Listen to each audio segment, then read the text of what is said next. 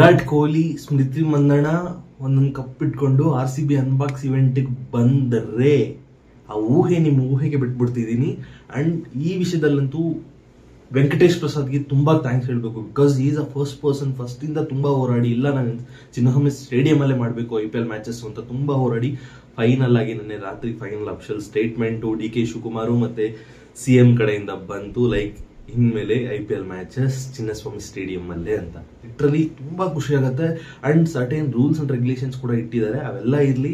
Of course definitely follow ಮಾಡೇ ಮಾಡ್ತಾರೆ stadium ಅವರು, ಬಿಕಾಸ್ ಅಷ್ಟು ಇಶ್ಯೂ ಆದ್ಮೇಲೆ ಮತ್ತೆ ಫಾಲೋ ಮಾಡಿದಿರ ಅದನ್ನೆಲ್ಲ ಬ್ರೇಕ್ ಮಾಡೋ ಚಾನ್ಸೇ ಇಲ್ಲ. ಡೆಫಿನೆಟ್ಲಿ ಫಾಲೋ ಮಾಡ್ತಾರೆ. ಬಟ್ ಆ ಒಂದು ಖುಷಿ ಅಂತೂ ಲಿಟ್ರಲಿ ತಡ್ಕೊಳಕ್ಕಾಗಲ್ಲ. ಬಿಕಾಸ್ DY ಪಾಟೀಲ್ ಯಾವುದೇ ಸ್ಟೇಡಿಯಂ ಆಗಲಿ, ಬಿಕಾಸ್ ನಮ್ಮ ಓನ್ ಸ್ಟೇಟ್ ಇಲ್ಲ ನಮ್ಮ ಕನ್ನಡ ನಾಡಿನ ಆಡೋದು ಬ್ಯಾಂಗ್ಳೂರಲ್ಲಿ ಬಿಟ್ಟು ಬರೀ ಎಲ್ಲ ಆಡಿದ್ರು ಅಷ್ಟು ಮಜಾ ಬರಲ್ಲ. ಬಿಕಾಸ್ WPL ಚೆಕ್ ಮಾಡಿ ಒಂದ್ಸಲಿ ಎಷ್ಟು ಮ್ಯಾಚಸ್ ಕಿಕ್ಕ ಬರಲಿಲ್ಲ.